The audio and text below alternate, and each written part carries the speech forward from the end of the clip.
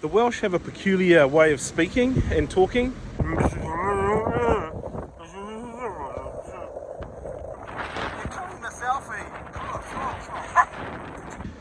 Whose jacket is that coat?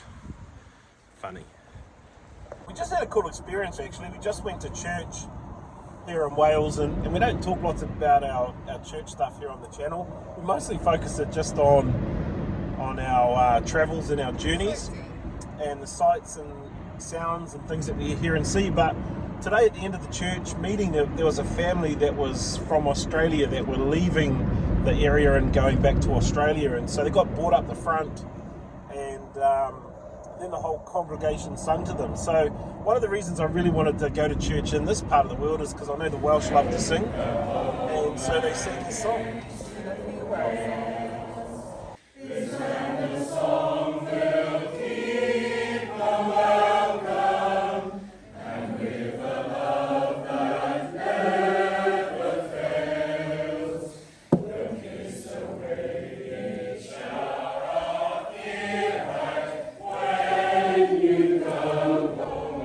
Because we were just there that 1 hour at church, we figured they were singing it to us as well, because tomorrow we'll be leaving Wales and they farewelled us and obviously made us feel like we were from here. But we're on the road, we're heading south to a beautiful part of Wales, and we've been told where we're headed is probably one of the most beautiful beaches in the whole of the UK, so we're excited to see that. We are very good with beach beauty. We can judge it very quickly, so we'll let you know.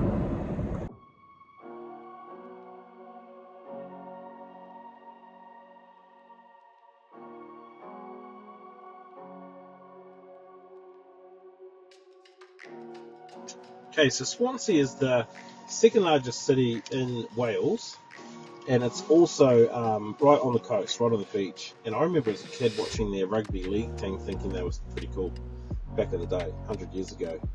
Apparently they're not even in the Premier League right now. They got bounced down a bit. It's a bummer.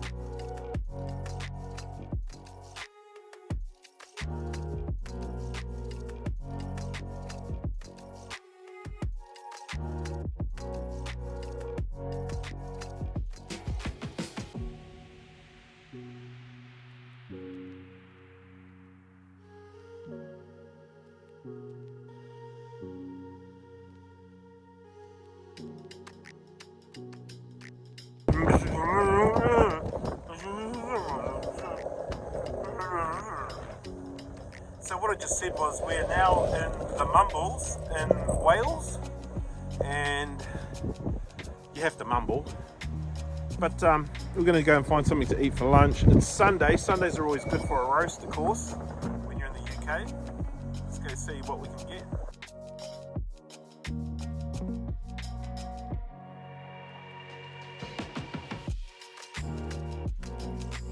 Okay, it's not often that voluntarily I put my gloves on and my hat on. Quite often I'll just go in my jacket and I'm sweet, but it's literally cold here.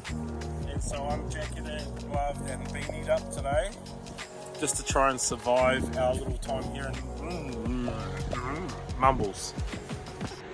So this is the cool thing, we're just walking along the Mumbles, along Mumble Street here. Pub after pub after pub, option after option after option, but we've decided to go for a carvery, and we're just trying to pick the right one for some Welsh roast lamb. Oh, sorry the George, they don't have roast lamb, and apparently when you're in Wales, it's sort of like when you're in New Zealand, you have to have roast lamb. So they do a Wednesday carvery, buy one get one half price, so we wouldn't not go there, but just want some lamb. The selfie. You're out of your face. You got more hair on your face than I do on mine right now.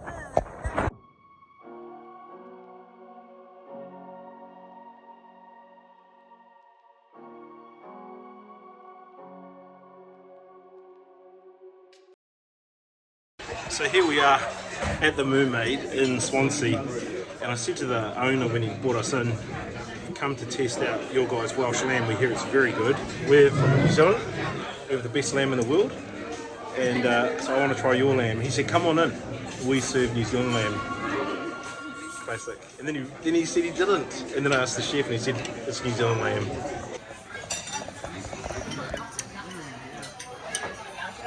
Okay, well that's the end of our time here at the Mumbles. Great place for lunch, Mermaid, something.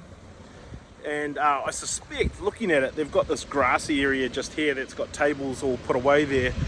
I reckon when it's really warm and stuff, they probably run food out across the road, which might be a good thing. Might be a good thing. The Welsh have a peculiar way of speaking and talking. So one of the things we've heard is they might say to you, whose jacket is that coat? Funny.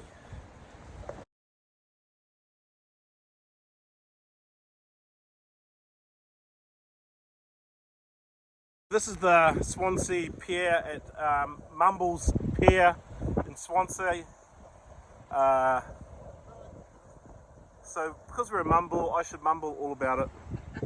But yeah, I'll tell you what's cool here. I was just saying to Danielle, Sunday people aren't at work obviously, but they're all out doing family stuff, walking the dog, spending time with their kids, wandering around the promenade. And it seems in any weather because it's hardly a flash day today. But good on them, and it's quite a pretty place. Okay, well truth be told, that's been a hoor of a drive. It's probably not far, it's back to this Cornwall Mile thing. It's not far on the map, but it is a longer drive time-wise because of just the nature of the roads. They are crazy. So we are at Rhossili Beach. It's supposedly the most beautiful beach in the whole of UK, right here in southern Wales. If we can survive the wind, let's go check it out.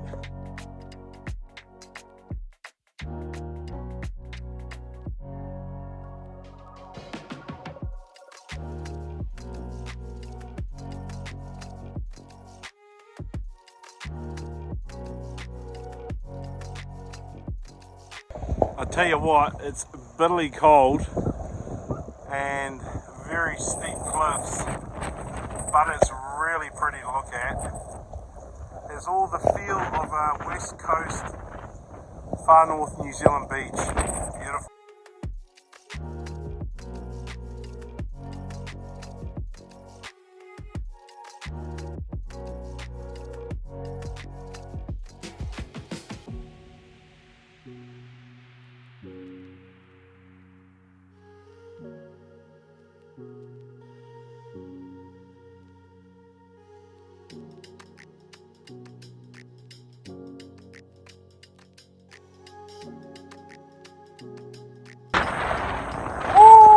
Cold. Yeah. 3 steps back and you'll fall to your death on the beach. 1, pump, 2, 2.5. Help!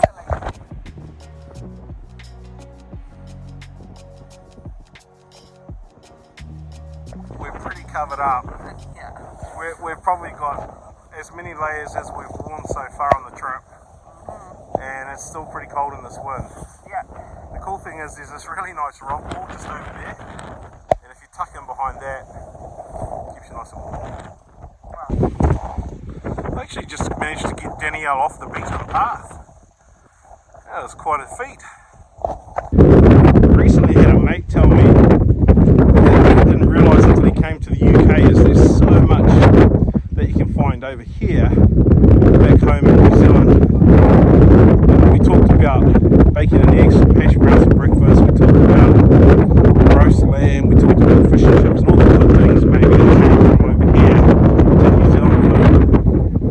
Seeing a lot of gore sets here, maybe should have left this over here.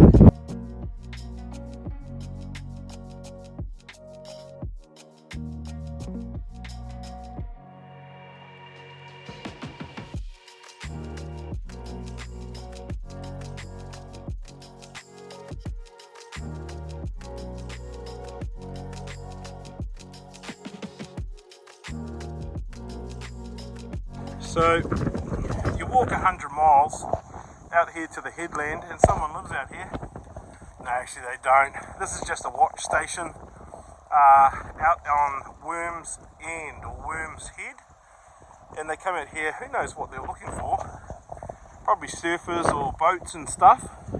But if we come out, there's a big seal colony that's out in this area as well, and of course they don't want you bothering the seals, and I normally try and avoid seals because if I'm diving that means sharks will be around. So this is us a long way from home, but feeling closer to home than we have for a long time. It has that real West Coast rough feel. We are at Worms Head, and just behind me you can see it's low tide where the rocks are, so you can go down between 12 and 5 today across to the other end. But after 5, the tide comes in and it completely covers that whole thing, so it just separates it. It's like it's a little island just out there all by itself. And it's pretty cold and pretty windy, so we're not going to go all the way across there. We're just going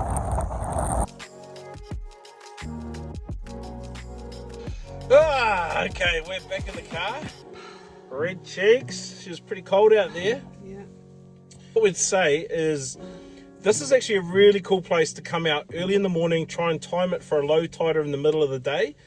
Spend a couple of hours out on Worms End, go out and across to the island. But you need to check your tides and make sure you'll be here at the right time. It will be too dangerous at more than half tide. Oh yeah. So give it a go though. It's very pretty out here. It's very rough. Reminds us a lot of home, except no way is home this cold. No. No way.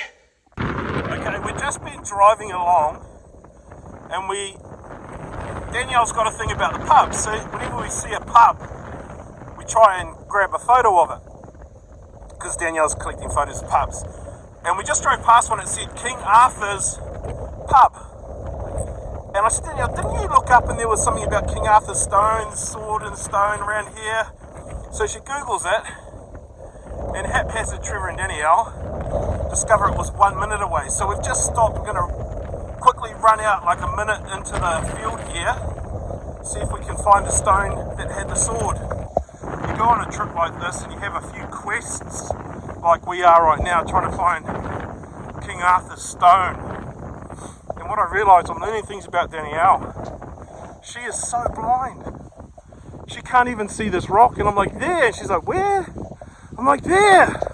So if you've ever heard the story about the sword and the stone, and you've wondered where that stone is, this is the spot right here.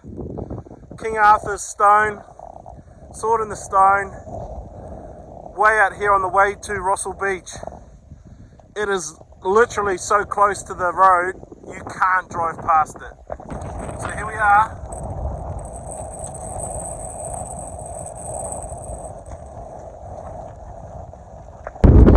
Danielle's quite right, like it looks like somebody's put the rocks and stones here. I think it would be mounted. But she's also right, the view up here, it's beautiful. Pity it's snowing on us. Okay, I take everything back. It's not worth going out there. It's not even the sword and the stone. That's why you should always read information boards before you go off on an adventure.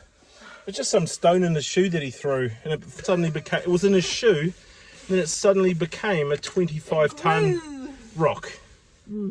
So I don't think so. And they talk about Maori legends and say, you know, those Māoris, they make up some stories. Well, hello, King Arthur's stone, bit of a stretch. We've just arrived at our Airbnb here in Cardiff. It's a little bit expensive, this place, so we're in a bedroom with a shared bathroom. It's about 90 New Zealand dollars, 90. But of course we are in Cardiff for a reason and can't wait to show you tomorrow.